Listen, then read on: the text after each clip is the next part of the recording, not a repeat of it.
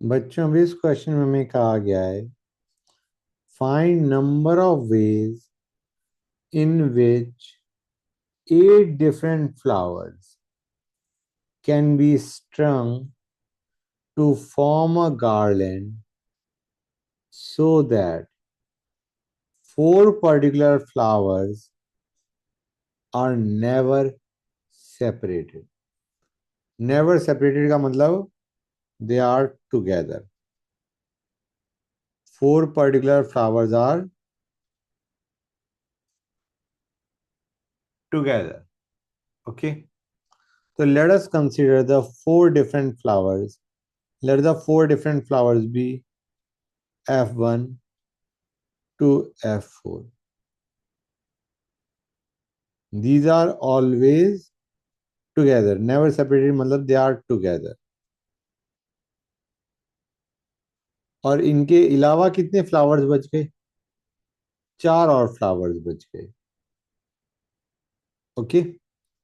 Now let us treat these 4 flowers जो कि हम टुगेदर रख रहे हैं. Let us treat them as 1 unit.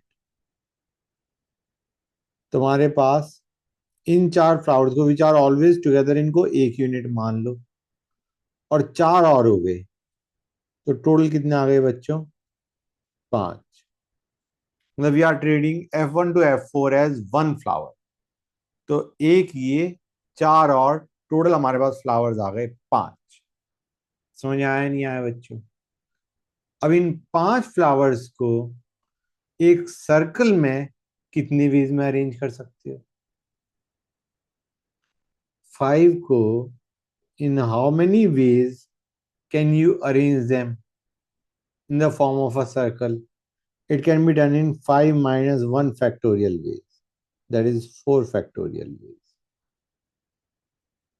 5 flowers को, जिसमें तुम्हारे पास 4 फ्लावर्स हो गए और 4 फ्लावर्स को हम 1 यूनिट मान रहे हैं, तो ये 1 यूनिट और 4 और फ्लावर्स, टोटल 5 फ्लावर्स को हमने अरेंज कर दिया है in a circle in 4 factorial ways. समझ गए? गुड. तो हमने इन 5 फ्लावर्स को, ये एक और ये 4 को अरेंज कर दिया इन 4 फैक्टोरियल. फाइन. गुड. अब ये जो 4 फ्लावर्स थे जो कि 1 यूनिट हम जिसे मान के चल रहे थे, इनमें फ्लावर्स अपने आपस में भी अरेंजमेंट हो सकता है इनका. इनको हमने 1 यूनिट मान लिया, लेकिन इनका आपस में जो अरेंजमेंट हो सकता है वो कितना हो सकता है? You have got 4 flowers. They can be arranged in 4 factorial ways. हाँ है ना? ये जो हमारे 4 पर्टिकुलर फ्लावर्स है, they can be arranged among themselves in 4 factorial ways.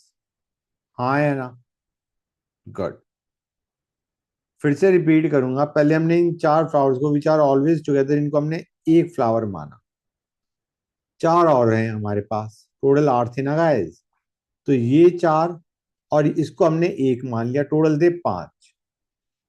5 को हमने अरेंज कर दिया in a circle in 4 factorial ways. फिर ये जो 4 फ्लावर्स हैं विच आर ऑलवेज टुगेदर, इनको आपस में अरेंज कर दिया. Among themselves I have arrange them in 4 factorial veg. Clear है? ये आंसर दे देना चाहिए था, लेकिन एक चीज अभी हमने कंसिडर नहीं करी है. ये गार्लैंड है, इसमें क्लॉकवाइज और anticlockwise direction is counted as 1. समझ में आ रहा है नहीं आ रहा है? It is a garland. यहाँ पे क्लॉकवाइज देखो, एंटी क्लॉकवाइज देखो, इट इज कंसिडर्ड एज 1. तो बेसिकली जो भी हमारा आंसर आया है, टोटल नंबर ऑफ अरेंजमेंट्स आए हैं, that divided by 2 is going to be your answer. क्योंकि एंटी क्लॉकवाइज और क्लॉकवाइज ऑर्डर को हम एक ही मानेंगे. समझ में आया नहीं आया? क्लियर? That's good.